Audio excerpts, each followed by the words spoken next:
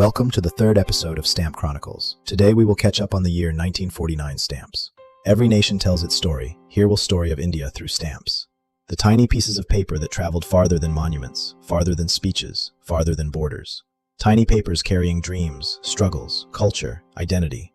Every stamp is more than ink on paper. It is history, preserved, art, remembered, a message carried across generations. Join me as we uncover.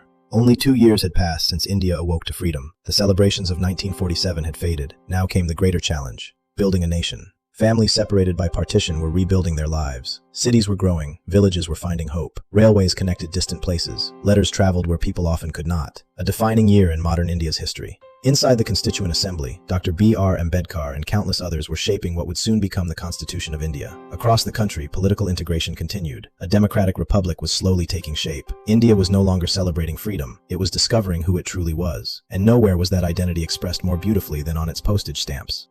Unlike many newly independent nations, India did not celebrate military victories. It chose something timeless: its civilization, its art, its heritage, its monuments. The serene Ajanta caves, the towering Qutub Minar, the timeless Taj Mahal, the intricate temples of Khajuraho, the sacred Golden Temple. 5 monuments, 5 civilizations, 1 nation. These were not simply landmarks. They were a declaration that India belonged to every civilization that had shaped her. Buddhist, Hindu, Jain, Sikh, Islamic, ancient, medieval, modern, all united on tiny pieces of paper. On the 15th of August, 1949, India released an extraordinary definitive series. 16 stamps, 16 monuments, 16 windows into more than 2,000 years of civilization. Each one carefully chosen, each one answering a single question: who is India? And India answered, not with politics, not with speeches, but with art. We will be covering each one of these. One of those stories began deep inside the forests of Maharashtra. Hidden for centuries, the Ajanta caves waited in silence, until a British officer, searching for a tiger, stumbled upon one of history's greatest artistic treasures. Nearly 2,000 years old, the graceful Ajanta panel, a masterpiece of elegance and craftsmanship. The Ajanta stamp carried more than a painting. It carried the story of Indian art, Indian philosophy, Indian spirituality.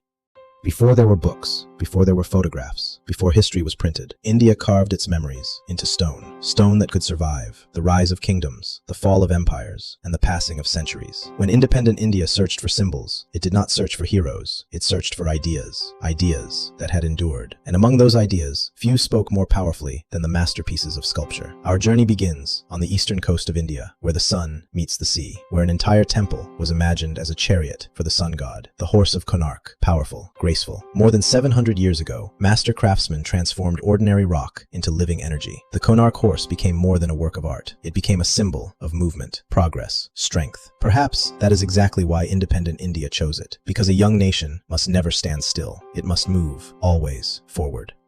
But movement alone cannot build a civilization. A civilization also needs balance. And nowhere is that balance expressed more beautifully than in the Trimurti. The 9 pies stamp 3 faces, 3 expressions, 3 eternal forces: creation, preservation, transformation. 3 sculptures, 3 ideas, 1 universe. Carved over 1,000 years ago, the monumental Trimurti of Elephanta Caves reminds us that change is not something to fear. It is part of the natural rhythm of life. For a nation reinventing itself, this was a powerful message. India was changing, not abandoning its past, but transforming it into its future.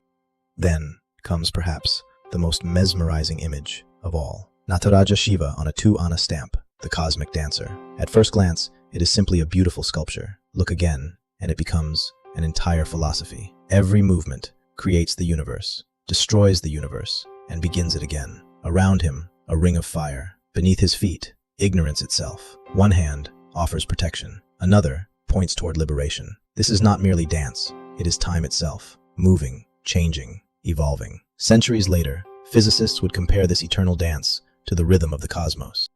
And then, a face, calm, compassionate, almost timeless, the Bodhisattva, on 1-ana stamp, painted nearly 2,000 years ago inside the caves of Ajanta. Eyes lowered, expression serene, jewels, yet no pride, power, yet complete humility. Across Asia, this image became one of Buddhism's greatest artistic achievements. To millions, it represented compassion, patience, wisdom, hope. When this face traveled, on letters across the world, India was quietly introducing herself, not through power, but through peace, not through conquest, but through compassion.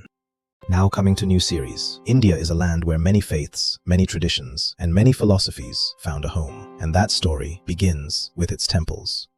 Our journey begins beneath the shade of the Bodhi tree. More than 25 centuries ago, a prince named Siddhartha set out in search of truth. He left behind a life of luxury to understand suffering, and in the quiet town of Bodh Gaya, beneath a sacred fig tree, his search came to an end. He became the Buddha. When independent India placed the Mahabodhi Temple on one of its earliest stamps, it wasn't simply honoring a monument, it was honoring an idea. That wisdom can change the world, and that peace can become a nation's greatest legacy.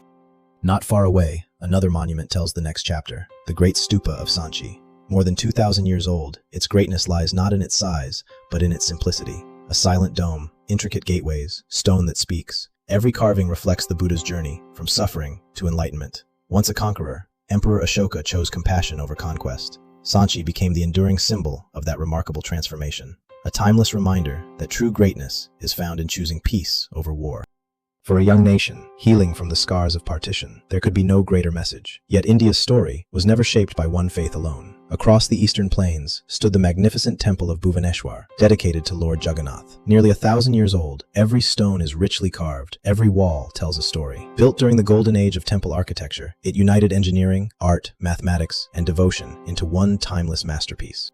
Further north, another masterpiece rose from sandstone, the Kandariya Mahadeva Temple, perhaps the finest achievement of the Chandela dynasty. Every surface, every pillar, every sculpture seems alive. More than 800 statues cover its walls. Musicians, warriors, dancers, gods, ordinary people, life itself carved into stone. It is often remembered for its celebrated sculptures, but the temple speaks of something much deeper. It celebrates creation, harmony, nature, humanity, and the belief that every aspect of life has a place within the universe.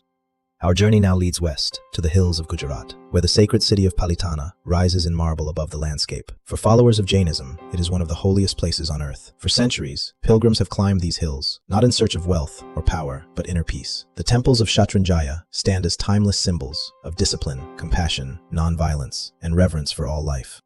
Moving on to Punjab, where faith meets service and devotion meets equality, the Golden Temple, its golden reflection, has welcomed pilgrims for centuries. Its 4 entrances face every direction, carrying one timeless message: everyone is welcome. Beyond religion, beyond language, beyond wealth. Inside, the Guru Granth Sahib is recited without pause. Outside, the langar serves free meals to all who enter, a tradition of selfless service practiced every single day. When this sacred shrine appeared on an Indian stamp, it carried more than a monument. It carried the idea of an India where diversity is its greatest strength.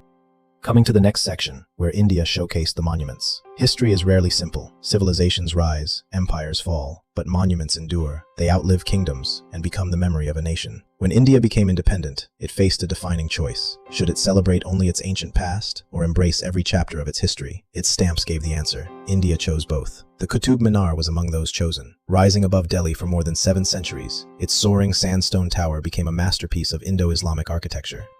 Not far away, another monument witnessed the rise of an empire, the Red Fort. Behind these mighty walls, Mughal emperors ruled one of the world's richest kingdoms. Centuries later, on the 15th of August 1947, another chapter unfolded. From these very ramparts, India's tricolor was raised for the first time. The fort no longer symbolized an empire, it symbolized freedom. Further south stands one of engineering's greatest achievements, the Gol Gumbaz in Bijapur. Its enormous dome, built without modern machinery, remains one of the largest in the world, a reminder that ambition and imagination have no limits. And then comes the monument the world already knew, the Taj Mahal. Built as a tribute to love, it became far more than a royal mausoleum. Its perfect symmetry, its luminous marble, and its timeless beauty turned it into a universal symbol of India. Together, they reveal something extraordinary. Independent India did not reject its medieval past. By the end of 1949, India had shared its civilization, its art, its monuments, and its heritage with the world. Now, it was time to introduce itself. On the 10th of October, 1949, India marked the 75th anniversary of the Universal Postal Union with 4 commemorative stamps. Founded in 1874, the Union connected the world's postal systems into one global network. For a nation barely 2 years old, this was more than a celebration. It was a declaration. India had found its place among the nations of the world. 4 stamps, 1 message, connection, across oceans, across continents, across cultures. Every letter carried more than words. It carried friendship, ideas, hope, and the promise of a new India. This brings to an end to the year 1949 series. A postage stamp is never just paper. It is a nation distilled into a few square centimeters. Another story waiting to be told. Until then, keep collecting, keep discovering, keep preserving history, because every stamp has a story. And together, we are telling the story of India through its stamps. Do like, comment, and subscribe us.